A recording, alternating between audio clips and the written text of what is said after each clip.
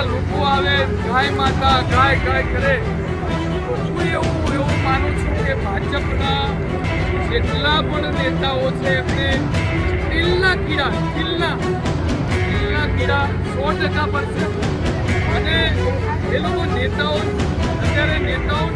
નથી, સારા રાક્ષસો છે.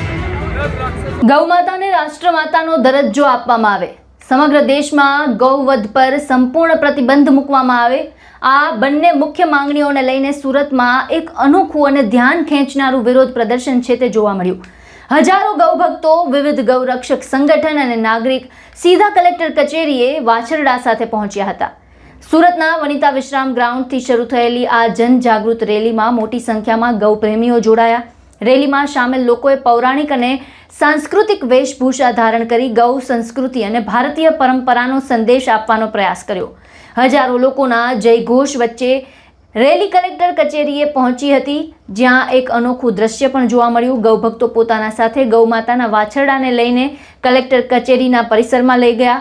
આ દરમિયાન માલધારી સમાજના આગેવાન ભરત અલોડાએ સરકાર સામે આક્રોશ વ્યક્ત કર્યો હતો. તેમણે ભાજપ સરકાર પર ગંભીર આક્ષેપ કર્યા હતા. શું કહ્યું છે તેમણે, સાંભળો. માતાજી, આ રેલી આજે આ બધા લોકો ભેગા થયા અને ખરેખર દુઃખ સાથે બોલું છું કે ગાય માટે હિન્દુત્વની જે સરકાર છે એ આપણા રાજ્યમાં છે અને ભારતમાં પણ હિન્દુત્વની સરકાર છે ને આ રેલી કાઢીને ગાયને તો જો રાષ્ટ્રમાતા ઘોષિત કરવા માટે આટલા બધા જે અત્યારે લોકો છે આ રેલીમાં આવ્યા છે એ ખૂબ દુઃખની વાત છે.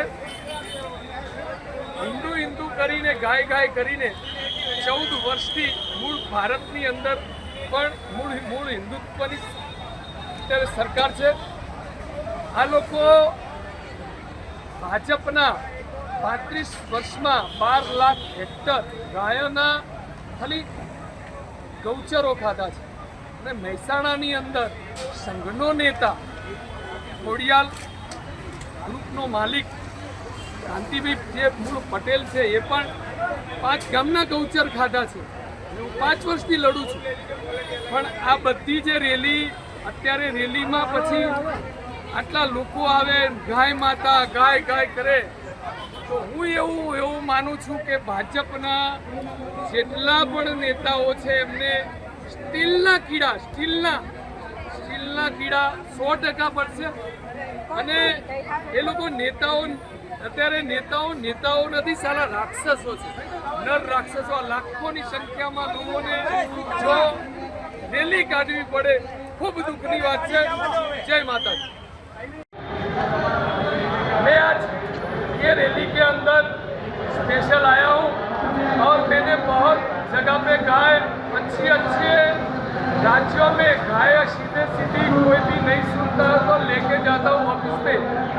मैंने 10 बार मेरा गांव में भी डाला है और अभी इधर से बोलता हूँ मुख्यमंत्री और वो लोग नहीं मानेंगे तो अभी टूंक समय में और हम लोग सब इकट्ठा होके गायों को सीधा गांधीनगर लेके आएंगे और भाजपा की जो मेन ऑफिस है उसके अंदर 100 गाय लेके आएंगे.